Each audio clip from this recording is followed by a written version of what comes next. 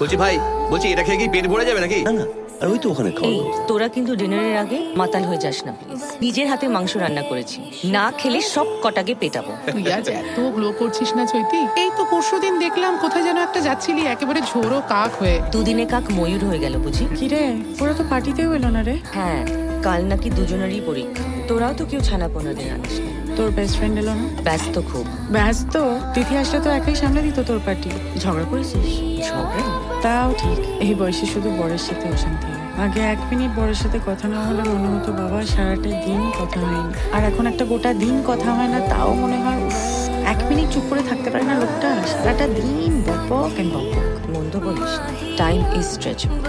1 মিনিটের মধ্যেই মাথার ভেতর 1 ঘন্টার বাক বিতণ্ডা চলে নিজের সাথে। কি হয়েছে রে? মাথার ভেতরে এত বাগবিতনটা কিসের? রঙ্গন বলল আর তুই মেনে নিলি? হ্যাঁ মেনে নিলাম, কারণ রঙ্গনের কথা আমি মানব। কি গালব রে তুই।